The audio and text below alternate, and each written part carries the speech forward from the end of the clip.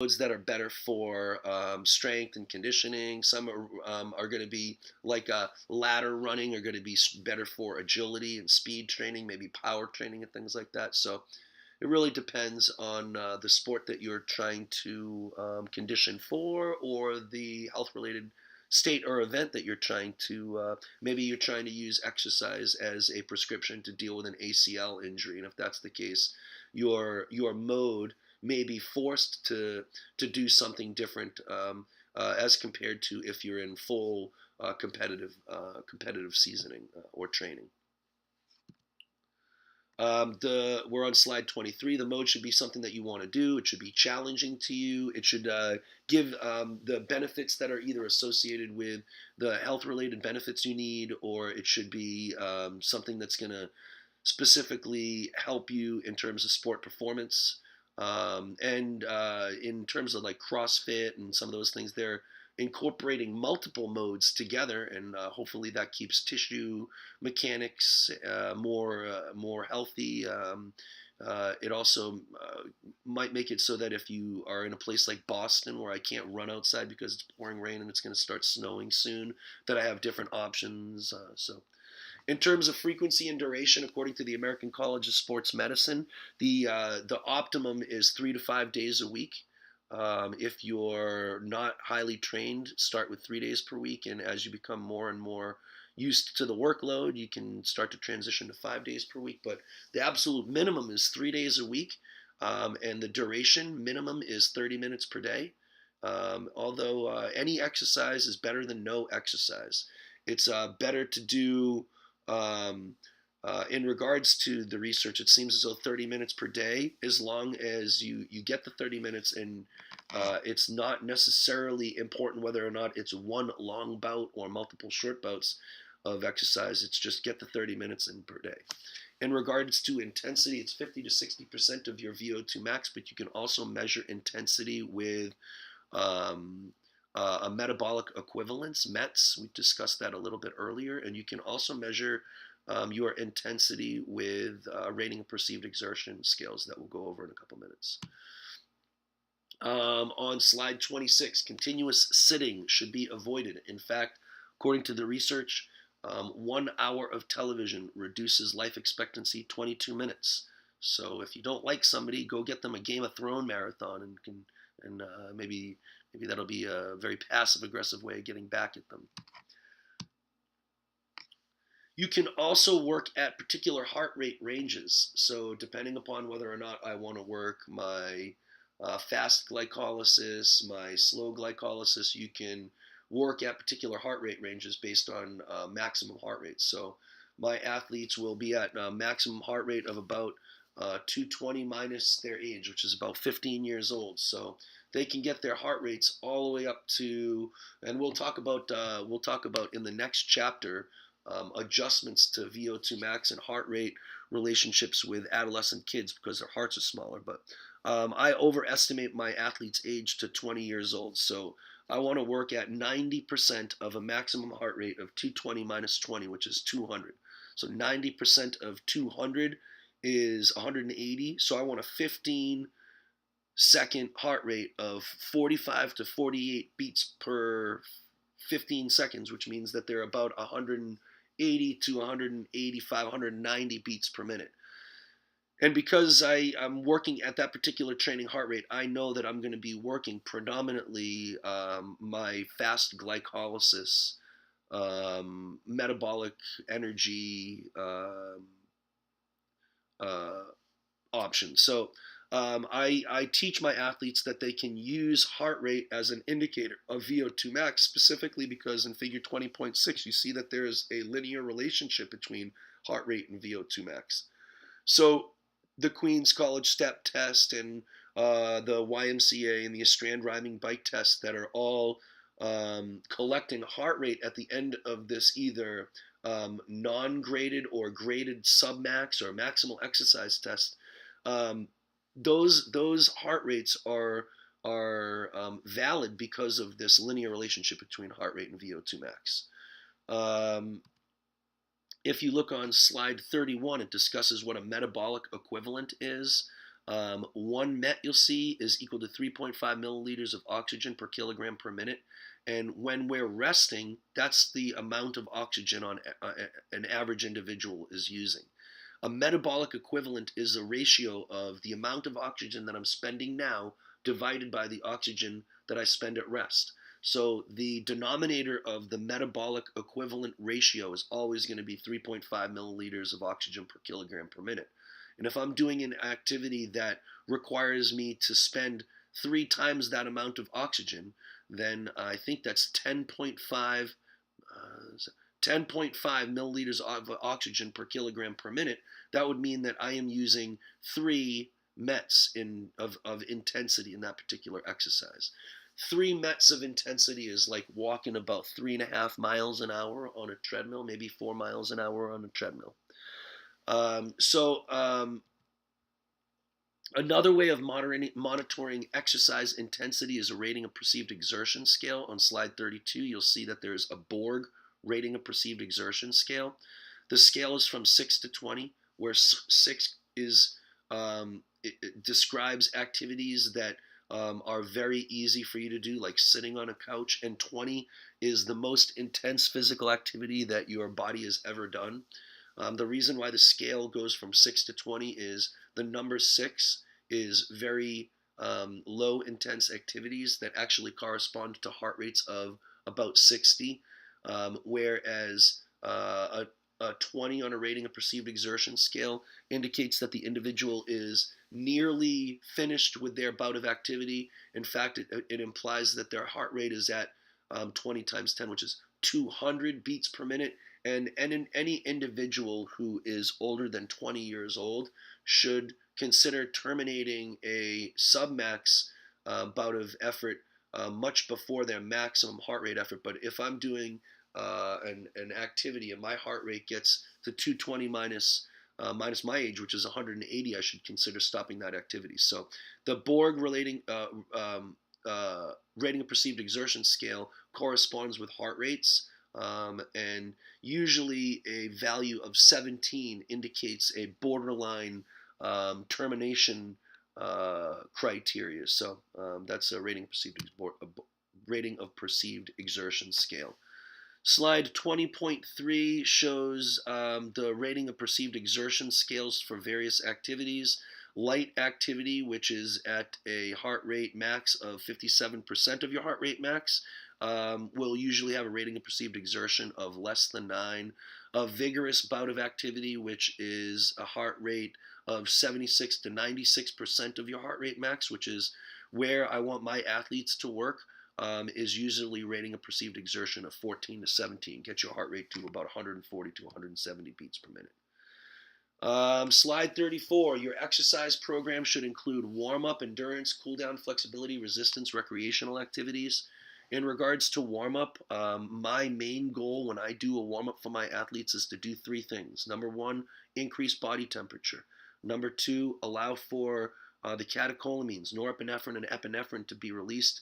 And number 3, try to get my blood from my intestines and stomach into my muscles so that I have an ability to utilize all of the carbohydrate and fat and also oxygen for my muscles to be able to contract and be effective. So my warm up is more about manipulating the cardiovascular system and the endocrine system, or the hormones, in order to have vasodilation of the muscles, the blood vessels in the muscles, to have hormone release in terms of adrenaline, and to try to just allow. Oh, also the triphasic response. I want the triphasic cardiovascular response to occur, where there's an initial ramp up of the heart rate.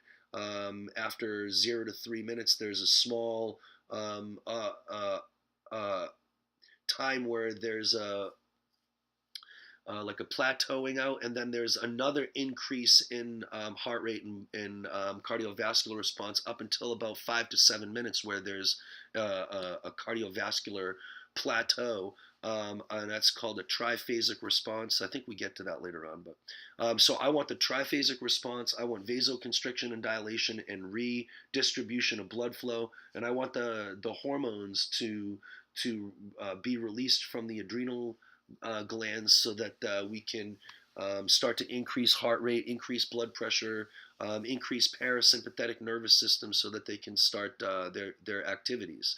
Um, in regards to changes in warm-ups, we used to do static stretching beforehand, but we don't do static stretching before our activities anymore. Um, Predominantly for the fact that one of the reasons why I don't like static stretching is because all of our athletes just sit down and talk to each other about Fortnite and fantasy football and stuff, and I think that that is somewhat distracting to the neurological preparation of doing your physical activities. So the other reason is because I don't want to overstretch the musculotendinous unit. I don't want to overstretch the series elastic component of the muscle tendinous unit, because then the muscle and tendon won't be able to store passive energy as effectively. And static stretching prior to warm up is shown to have to be correlated with reduction in strength, reduction in power and speed, and things like that. So for a gymnast, I'm not interested in that.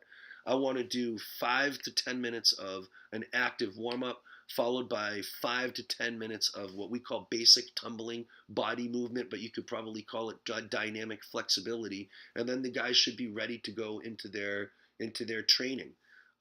After we're done training, I'll have the guys do a 5 minute cool down, and in that 5 minute cool down, we'll do some static stretching there, splits, bridges, almost kind of like animal flow activity for about 5 to 10 minutes at a very low intensity to try to shuttle lactic acid out of muscles and to try to allow for an active cool down.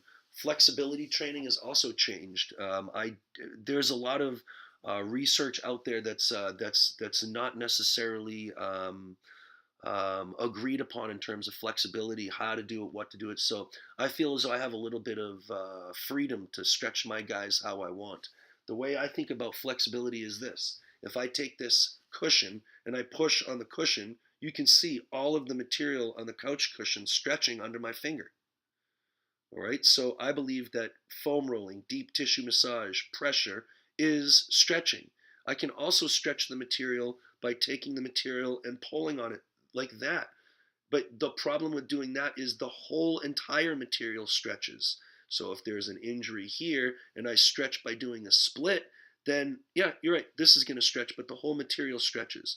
But if I have a split and I want to keep that area not affected, I could potentially do some deep tissue massage or foam rolling in specific areas of the muscle and stretch where I need stretched, leave where I don't need stretched alone. And that also goes true for, like, if I'm stretching, how do I know I'm stretching the joint capsule or the ligament?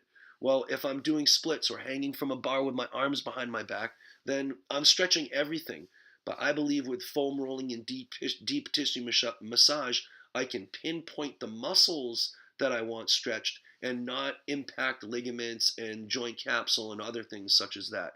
I can also pinpoint trigger points on tendons and stuff and try to work on that neurological response and falsely or trigger the neurological autogenic inhibition responses and try to allow muscles to relax a little bit differently. So in the gym, my idea of flexibility, our guys don't do splits anymore, yet their splits are improving. Rather than using splits as a technique for flexibility, I want to use them as an indicator that flexibility is working. Rather than trying to maximize flexibility, which means to make it so that everybody has a full split and everybody can hang from their shoulders the same. I appreciate that there are different musculoskeletal characteristics from person to person. There are different ligament stiffnesses, different ligament length, and things like that. So rather than maximizing flexibility, I'm trying to optimize flexibility. So this whole exercise program, although it should include all of these things, these particular variables are all are in need of continued research, and make sure that you're picking the current and most specific ones to the program that you have. during basic tumbling. There's 6 different gymnastics events. Sometimes on Monday, Wednesday, and Friday we do these 3. On Tuesday, Thursday, and Saturday we do the other 3. So the warm-up is going to be different. I want to make sure that the warm-up is reflecting the kinds of exercises and motions and activities that they're going to be getting themselves into. So the suggested timing for a sample warm-up is 5 to 10 minutes of stretching and then 5 to 10 minutes of low intensity activity. So that's sort of what we do. But I really think that the 5 to 10 minutes is important, again, because you're trying to initiate the triphasic cardiovascular response, the release of those, the endocrine, the release of the adrenal gland catecholamines. You're trying to make sure that you increase body temperature and allow for blood flow to redistribute. And those things take a little bit of time. So 5 to 10 minutes of stretching is what's suggested. In terms of endurance training, there's many different options: walking, jogging, running, cycling, swimming, rowing. And also, don't forget that high intensity interval training can develop very similar cardiovascular endurance improvements as compared to long-term bouts of low intensity aerobic endurance. I try to make an excuse that golf is an endurance training program, it's not necessarily an intensity that's high enough, especially if you're taking a golf cart, especially if you're taking your clubs and wheeling them, or rather than carrying them. But sometimes people rationalize their exercise.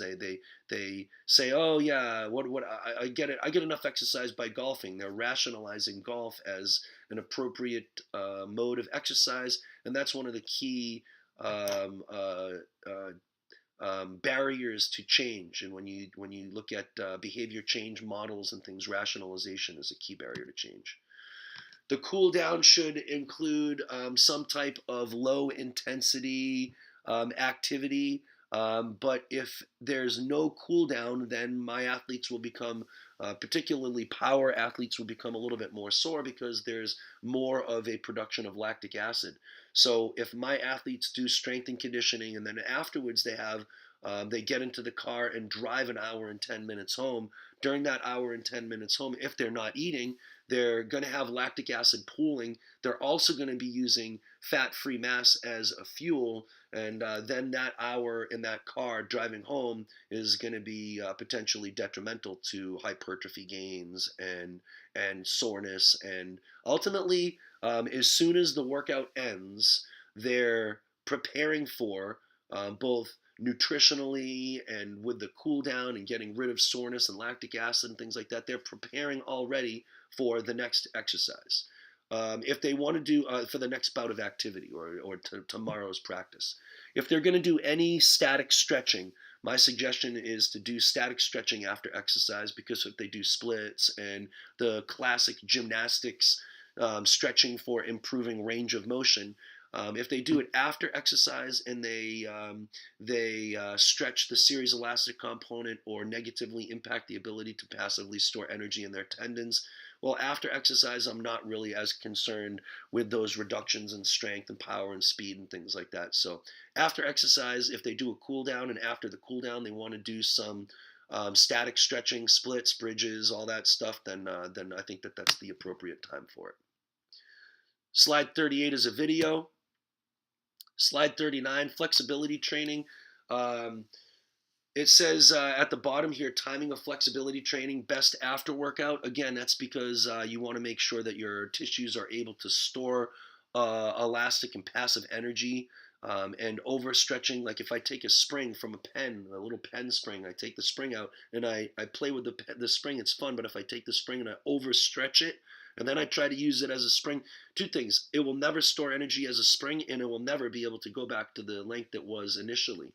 Right? So if you overstretch a tendon, which is pretty much a spring, then the tendon won't be able to be used as a spring and maybe you could potentially lead to tissue breakdown. So with our flexibility training, make sure that the guys are hydrated. Make sure that I believe that flexibility is more about increase in body temperature. If I put clay in a freezer and then try to move it around, it's not flexible anymore.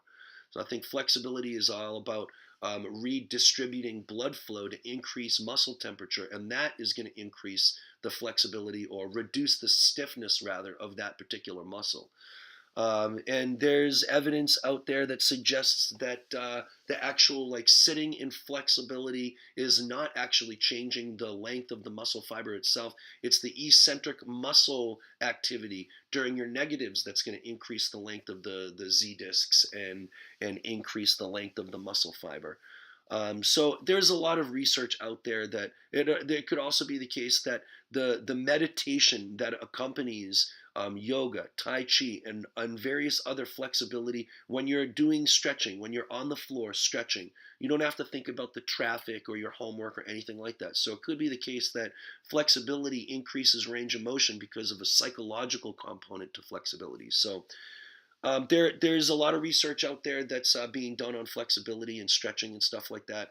It gives me a little bit of freedom to do things like kind of out of intuition or a little bit more anecdotally, which is why I do a lot of deep tissue massage. I very seldom spot the guys anymore in the gym. I'm always pushing on the lats. The three areas in gymnastics are pecs, lats, wrists, forearms, because of all the support stuff that we do, all of the front chest heavy strength like handstands and cross work. I also make sure that they do the foam rolling of their calves, of their adductors, and of their quads, because they have to keep form. When they have to keep form, their legs have to be together, their toes have to be pointed, and their legs have to be straight. And that overworks those three muscle areas that perform those actions. So I want to try to make sure that they're foam rolling. In terms of timing of flexibility training, on slide 39 it says best after workout. But I believe that with foam rolling, and say for instance you take a lacrosse ball or a baseball or a softball, or you even take a 3-pound dumbbell and you can roll your arms out like that on the roller. I think that any type of deep tissue massage or foam rolling or like ball rolling or anything like that, they can do that in between turns. So now, while they're resting in between turns, building up ATP, making it so that their fast glycolysis and their ATP PC systems are really effective, then they can get also a tissue workout, so they can rest, they can sit and talk to each other, as long as they are they're working on their soft tissues and the foam rolling. So timing of flexibility has also changed. It used to be that I would have them stretch before workout. I have them do static stretching after workout now, and I do a lot of the foam rolling and stuff during workout in between turns to try to make it so that we're more effective. In regards to resistance training, 2 to 3 sets per day, 2 to 3 times per week. Um, Individuals who are not well trained should start with lower reps, but the suggestion is 8 to 10 exercises, 10 sets. 8 to 10 exercises, 3 sets of 8 to 10, and 2 to 3 sets per day, 2 to 3 times per week. That is the suggestion for the American College of Sports Medicine. Neuromotor exercise called functional training. It's more instead of training like dumbbells and kettlebells and weight training like that. It's more like get up and reach, get up out of bed and walk across the room, ambulation training, reaching objects onto shelving training, like a little bit more occupational therapy. It's really trying to make it so that individuals can perform their activities of daily living more effectively and to reduce falls and in older individuals.